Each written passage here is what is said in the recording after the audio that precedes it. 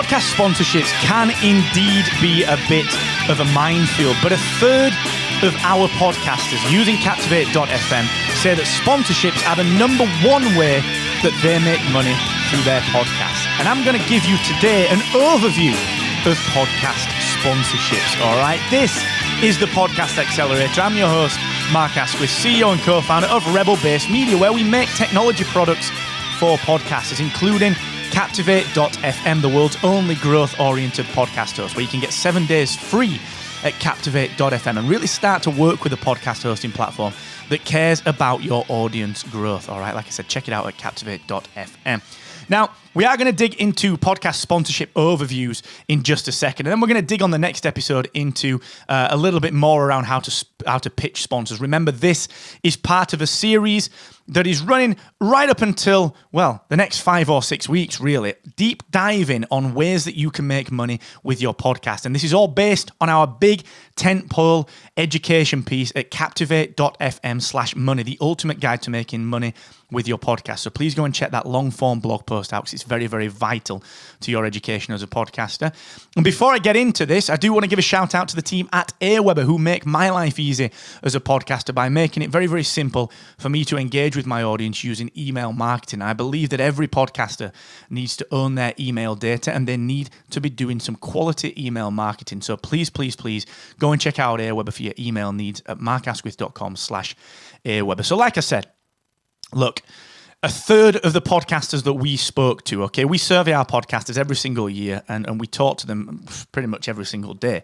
And we asked them, what's the number one way that you make money from your podcast? And by far, the number one way is through sponsorship. So what I want to do today is just give you an overview of podcast sponsorships. You know, what does that look like? What does that mean? Because maybe you're new to it. And then on the next episodes, we are going to dig into a little bit more specifics on that, including how to pitch a sponsor on the next episode. Okay, so the essence of a sponsorship is where you receive money in order for promoting something in your podcast. And there are a few varying things that go alongside with this, but ultimately, Aweber sponsors the Podcast Accelerator. Okay, and I believe in Aweber. I work with Aweber. I have done for years, and I love the product, but they pay me to talk to you about their product at the beginning of the episode. That is a podcast sponsorship, okay? There are a couple of different nuances when it comes to podcast sponsorships, which we are going to get to.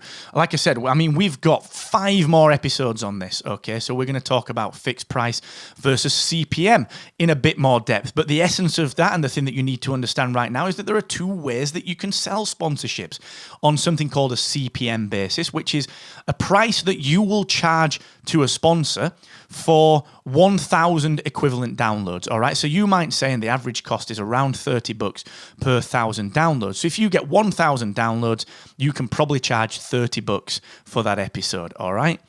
That's a CPM model. If you got 2,000, $60, 3,000, $90, and so on and so forth. That's CPM, okay? And that's a very traditional way of advertising, okay?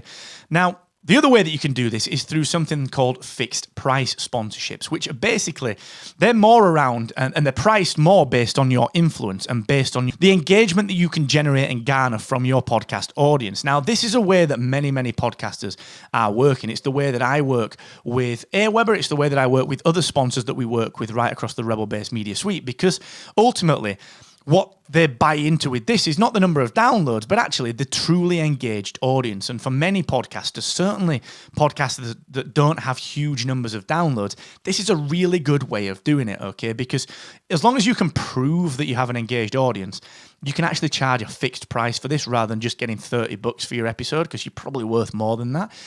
We are going to talk about those in a couple of episodes' time. We've got that coming up on episode 175 of the Podcast Accelerator. I'm going to deep dive into those, all right? But ultimately, there are 2 ways that you can sell sponsorships.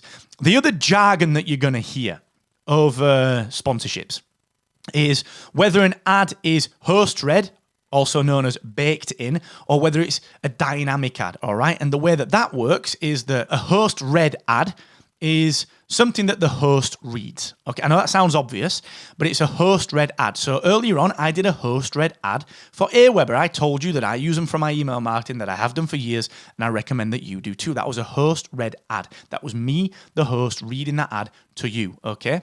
The other way that you can do that is where you get a produced ad from someone else. So there's a lot of kind of narrative style ads or advertorial style ads out there that a lot of podcasters use, where it's, hey, I'm Mark, I'm here with the CEO of Aweber, and I'm going to talk about why Aweber's a great fit. And it becomes like a little bit of content, all right? That's not a host-read ad. That's an advertorial style ad. And there are a few ways that you can do this. Like I said, the other way is that they can record an ad, the sponsor records an ad that you then place inside your show.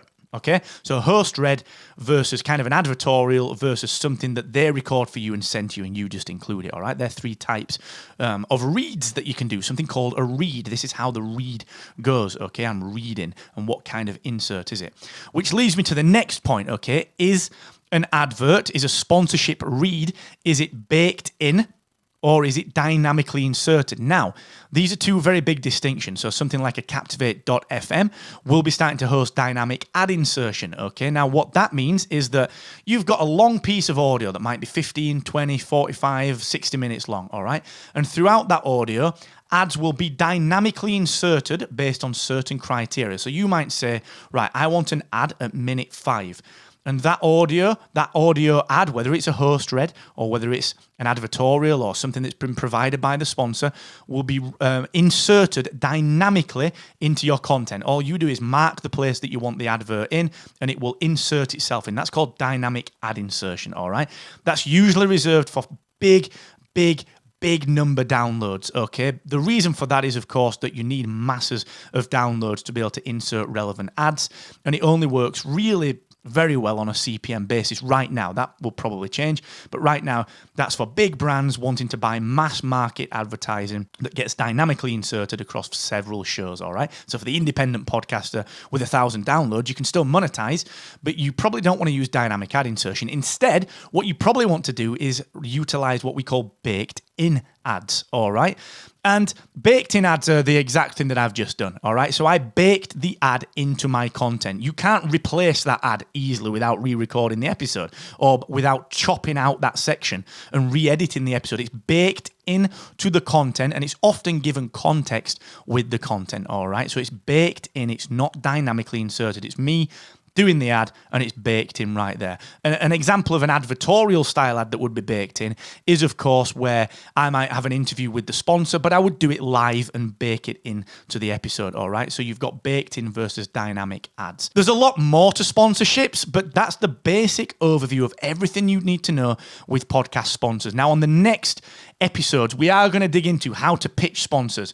Should you go mass market with your sponsorships or niche? Should you look at fixed price or CPM? And ultimately, a question that a lot of podcasters ask themselves, if I take sponsors, am I selling out? It's a conversation we need to have. So we're going to have that on a couple of the next episodes, all right? So thank you for joining me. I hope that's helped. If you're new to sponsorships, go and check out captivate.fm/money. That's the full deep dive on how to monetize a podcast, all right? Brought to you by Captivate.fm and, of course, the team at Rebel Base Media. So until the next time, thank you for joining me. I'll see you next time. Stay safe, stay well, and never forget, the more you expect from yourself, the more you will excel. Bye-bye.